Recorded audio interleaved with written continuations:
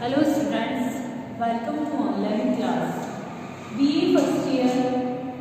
हम अध्ययन कर रहे थे स्टूडेंट्स समाजशास्त्रीय अभिमुखन का।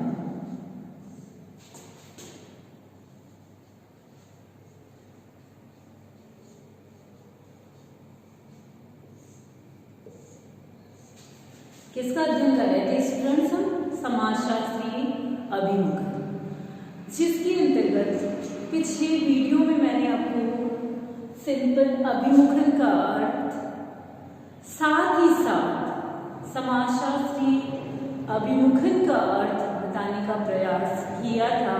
यह हमने अभिमुखन और समाजशास्त्रीय अभिमुखन के बारे में भली भांति अध्ययन कर चुके हैं। स्टूडेंट्स, आज हम समाजशास्त्रीय अभिमुखन के जो प्रकार हैं उन प्रकारों का हम पूर्ण रूप से अध्ययन करेंगे। स्टूडेंट्स, समाजशास्त्रीय अभिमुखन यानी समाजशास्त्र या सामाजिक घटनाओं से पहले से ही अवगत करा दिया जाना, पूर्व प्रशिक्षित किया जाना या फिर पहले से ही मार्गदर्शन या पथ प्रदर्शित करना क्या कहलाता है? अभिमुखन कहलाता है। अभिमुखन को स्टूडेंट्स मुख्य रूप से दो भागों में विभाजित किया गया है। पहला है स्टूडेंट्स वैज्ञानिक अभिमुखन। कौन सा अभिमुखन है स्टूडेंट्स? वैज्ञानिक अभिमुखन।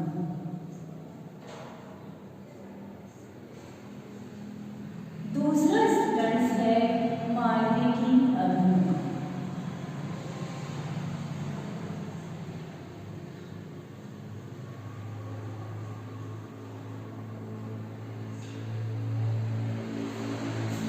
वैज्ञानिक अभिमुखन और मानविकी अभिमुखन को जानने से पहले स्टूडेंट्स एक बार हम वापस रिवाइज करेंगे। मैंने आपको स्टूडेंट्स बताए थे विज्ञान जो है वो कितने प्रकार के होते हैं? दो प्रकार के। पहला कौन से विज्ञान थे? प्राकृतिक विज्ञान। और दूसरे कौन से विज्ञान थे स्टूडेंट्स? सामाजिक विज्ञान।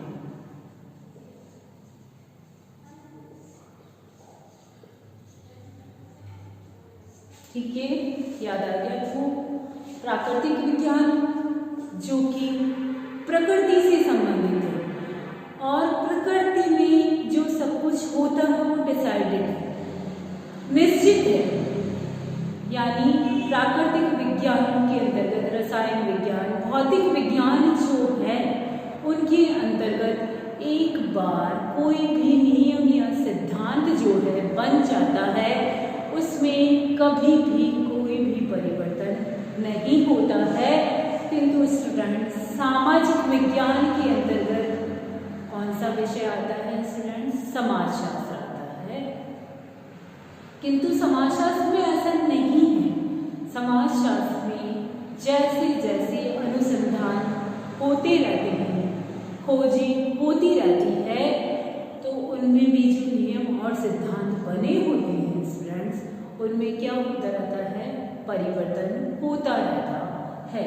तो इस तरह से प्राकृतिक विज्ञान और सामाजिक विज्ञान के बारे में हमने फर्स्ट वीडियो जो देखा था समाजशास्त्र से संबंधित अध्ययन में, उसकी जानकारी अच्छे से हमने प्राप्त की थी। अब हम आते हैं अभिमुखन पर। पहला विषय कौन सा? ये वैज्ञानिक अभिमुखन जो है स्टूडेंट्स एक तरह से प्राकृतिक विज्ञानों की तरह है। उसमें एक बार कुछ अध्ययन कर लिया, फिक्स हो गया, उसमें परिवर्तन नहीं होना है। परिवर्तन होना है तो किसमें होना है स्टूडेंट्स? मानविकी अभिमुखन में होना है। क्यों? क्योंकि वैज्ञानिक अभिमुखन या विज्ञान क्या करता है, या वैज्ञानिक अभिमुखन के अंतर्गत जो यानी वैज्ञानिक अभिमुखन के अंतर्गत स्टूडेंट्स जो अध्ययन किया जाता है वो कैसा अध्ययन होता है? वस्तुनिष्ठ अध्ययन होता है।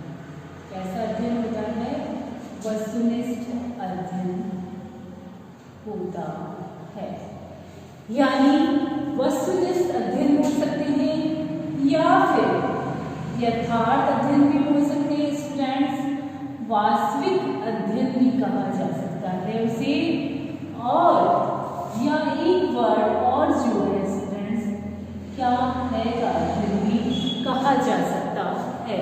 यानी वैज्ञानिक अभिमुखन के द्वारा साइंटिफिक ओरिएंटेशन जो होता है, उस साइंटिफिक ओरिएंटेशन में वैज्ञानिक अभिमुखन के अंतर्गत जो भी अध्ययन किया जाता है, वो अध्ययन जिस रूप में घटना है उसका उसी रूप में, यथार्थ रूप में या फिर वास्तविक रूप में अध्ययन किया जाता है। क्योंकि इसके अंतर्गत ये माना जाता है कि व्यक्ति का जो मानवीय व्यवहार है, वो मानवीय व्यवहार जो है कुछ वैज्ञानिक नियमों तथा विधियों के अनुसार ही संपन्न होता है। यानी कुछ ऐसी वैज्ञानिक विधियां हैं, प्राविधियां हैं या ऐसे कुछ नियम हैं जिसके अनुसार ही व्यक्ति का जो व्यवहार है वो संपादित होता है।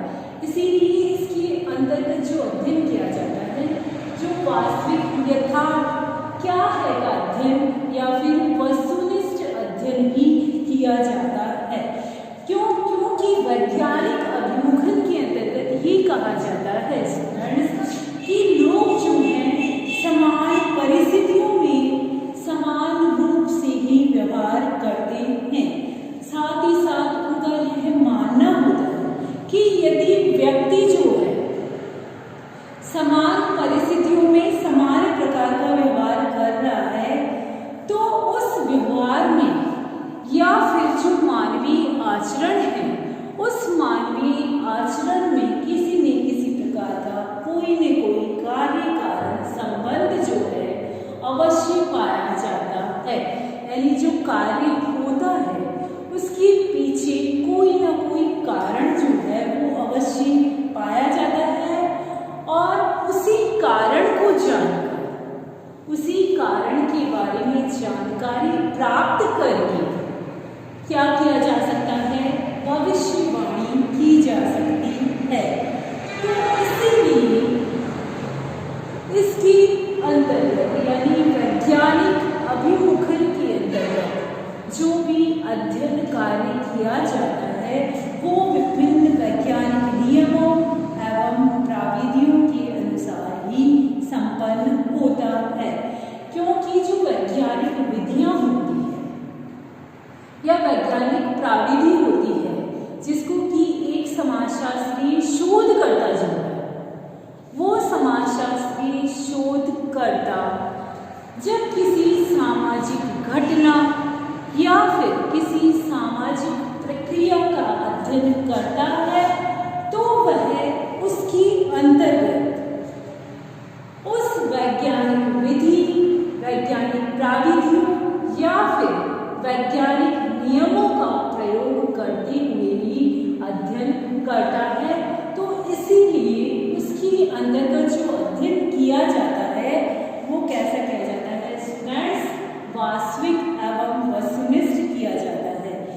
क्योंकि इस वैज्ञानिक अभिमुखन के अंतर्गत जिस वैज्ञानिक पद्धति का प्रयोग किया जाता है उसकी कुछ निश्चित चरण होते हैं, कुछ डिसाइडेड स्टेप्स होते हैं। उन स्टेप्स को क्रम से प्रयोग करना आवश्यक होता है। जैसे कोई भी वैज्ञानिक अध्ययन है, उसके अंतर्गत जो पहला चरण आता है वो आता है किसी विषय का चुनाव से संबंधित। स्टूडेंट्स, विषय या समस्या आप कोई भी ले लीजिए, उस विषय या समस्या का चुनाव यानी समाज से संबंधित हमें कोई भी घटना प्रक्रिया जिसका कि वैज्ञानिक पद्धति का प्रयोग करते हुए अध्ययन करना है या वैज्ञानिक अभिमुखन के द्वारा अध्ययन किया जाना है स्टूडेंट्स, तो उसके अंतर्गत हमारा सबसे पहला स्टेप जो आता है, चरण जो आता है कि हमें उस विषय या समस्या का चुनाव करना है।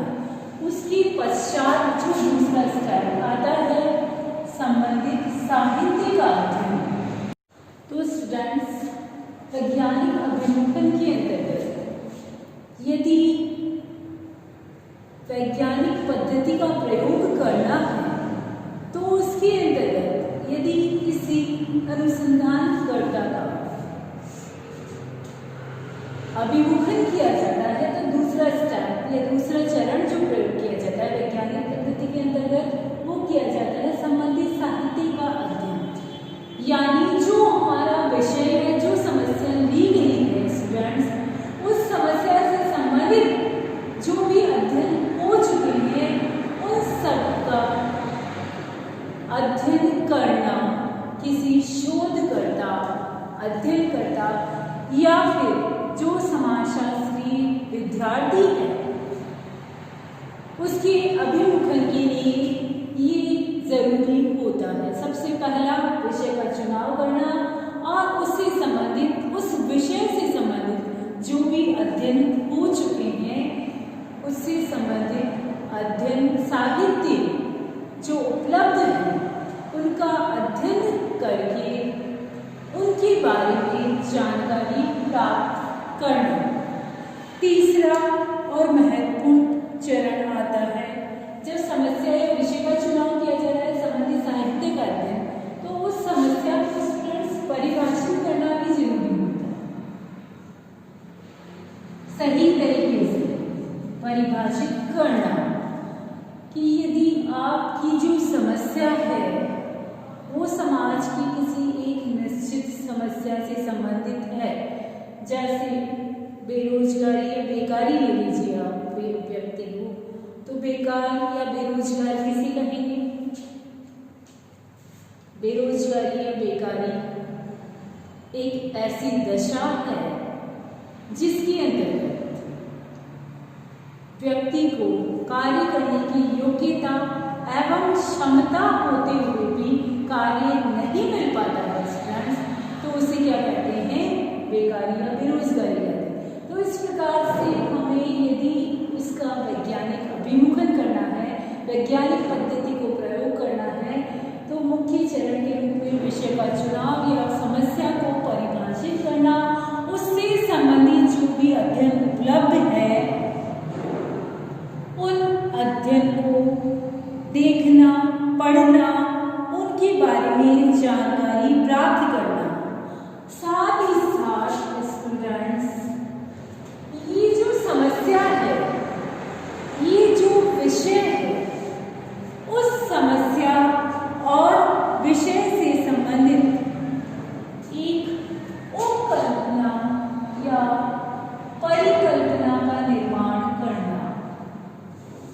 यानी हमारा जो विषय है या हमारी जो समस्या है उसके परिणाम से संबंधित एक कल्पना कर लेना, यानी एक हाइपोथेसिस या उपकल्पना का निर्माण कर लेना, जो कि वैज्ञानिक पद्धति का एक बहुत ही महत्वपूर्ण चरण माना जाता है। उपकल्पना का निर्माण सिंपल वे में उपकल्पना या परिकल्पना या हाइपोथेसिस एक ऐसी प्रक्रिया है जिसके अंतर्गत भविष्य में जो स्थिति उत्पन्न होने वाली है उसके बारे में पहले से ही पूर्वानुमान लगा लेना क्या कहलाता है? उपकल्पना या परिकल्पना कहलाता है। तो स्टूडेंट्स, अभिमुखन भी यही है। वैज्ञानिक अभिमुखन के अंतर्गत मैंने आपको क्या बताया? वैज्ञानिक नियम या सिद्धांतों के अनुसार व्यक्ति का जो अभिमुखन किया जाता है वो कहलाता है वैज्ञानिक अभिमुखन। कि यदि समाज में परिस्थितियां समान रहती है तो व्यक्ति जो है समान प्रकार का व्यवहार करते हैं। शर्त यह है परिस्थितियां समान रहे तो व्यक्ति का जो व्यवहार है वो भी समान रहता है। तो यदि इस चीज की जांच करनी है तो एक हम उपकल्पना बना लेते हैं। अब क्या करना है? इस उपकल्पना या कल्पना की है हमने परिणाम से संबंधित, तो उसकी जांच भी करनी पड़ेगी। उसकी जांच करना, जांच करेंगे हम, तो जांच करते समय हम क्या करेंगे स्टूडेंट्स? उससे संबंधित जो भी तथ्य होते हैं उन तथ्यों का संकलन करेंगे, यानी डाटा कलेक्शन होगा अपना। डाटा कलेक्शन दोनों ही रूप से होगा, एक तो प्रत्यक्ष रूप से होगा और दूसरा जो होगा वो अप्रत्यक्ष रूप से होगा। प्रत्यक्ष रूप से जो डाटा कलेक्शन होगा, तथ्य संकलन होगा, उसमें अनुसंधानकर्ता या विद्यार्थी जो वो खुद स्वयं क्षेत्र में जाकर पूछकर और फिर तथ्यों का संकलन करता है। और अप्रत्यक्ष रूप से यदि डाटा कलेक्शन करना है, तथ्यों का संकलन करना है स्टूडेंट्स, तो वो फिर कैसे होगा? वो होगा ये जो संबंधित साहित्य उपलब्ध है, जितने भी उससे संबंधित वैसे ही अध्ययन से संबंधित जो भी साहित्य उपलब्ध है, उनसे अप्रत्यक्ष रूप से तथ्य संकलन होगा। तो इन तथ्य संकलन से ही ये जो हमारी उपकल्पना बनाई गई है, परिकल्पना बनाई गई है, उस उपकल्पना या परिकल्पना की स्टूडेंट्स जांच होती है और उस परिकल्पना से, उसकी जांच से या उसकी जांच के जो परिणाम निकलते हैं या फिर हमारे जो तथ्य संकलन हुए हैं, उन तथ्य संकलन के द्वारा हमने जो परिणाम निकाले हैं स्टूडेंट, उस परिणामों के आधार पर ही क्या निकाले जाते हैं स्टूडेंट्स? निष्कर्ष निकाले जाते हैं। क्या निकाले जाते हैं? निष्कर्ष निकाले जाते हैं। और निष्कर्ष निकालने के पश्चात उन निष्कर्षों का क्या किया जाता है? विश्लेषण किया जाता है। क्या किया जाता है? विश्लेषण किया जाता है। तो इतनी सारी प्रक्रिया या इतनी सारे स्टेप्स या इतनी सारे चरणों का उपयोग जो है हमारे वैज्ञानिक अध्ययन या वैज्ञानिक अभिमुखन के अंतर्गत किया जाता है। यानी एक कोई समाजशास्त्री या अध्ययन करता है, समाजशास्त्री स्टूडेंट्स जो है, विद्यार्थी जो है, वो यदि समाजशास्त्री आधार पर अध्ययन करना चाहता है तो उसे इन पूरे जो चरणों से अवगत होना आवश्यक है, तभी वह विद्यार्थी अध्ययन करता या समाजशास्त्री अनुसंधान करता या समाजशास्त्री शोध करता जो है स्टूडेंट्स, वो इन चरणों से अवगत होकर ही वैज्ञानिक अभिमुखन या उसका वैज्ञानिक अभिमुखन हो सकता है। यदि उसे इन चरणों की जानकारी नहीं है कि वैज्ञानिक पद्धति का प्रयोग करते हुए इन विभिन्न प्रकार के चरणों का उपयोग करना है, तो ऐसा वैज्ञानिक अभिमुखन ऐसे व्यक्ति का, ऐसे शोधकर्ता का वैज्ञानिक अभिमुखन नहीं हो सकता। इसीलिए कहा गया है कि यदि किसी भी अध्ययनकर्ता, अनुसंधानकर्ता या शोधकर्ता या समाजशास्त्री विद्यार्थी जो है, उसको समाजशास्त्रीय अध्ययन करने से पूर्व उसका वैज्ञानिक अभिमुखन होना आवश्यक है। यानी उसे उन अध्ययनों से संबंधित पूर्व में ही जानकारी देना आवश्यक है, उसका मार्गदर्शन करना आवश्यक है, उसका पथ प्रदर्शन करना आवश्यक है। यानी जो भविष्य में स्थिति उत्पन्न होने वाली है उसके बारे में उसे पहले से ही अवगत करा देना, पहले से ही जानकारी दे देना, पहले से ही प्रशिक्षित कर देना ही क्या कहलाता है स्टूडेंट्स? अभिमुखन कहलाता है। तो अभिमुखन का जो पहला प्रकार है स्टूडेंट्स, वैज्ञानिक अभिमुखन, आशा करती हूँ ये आपको बहुत ही अच्छे से समझ में आ गया होगा।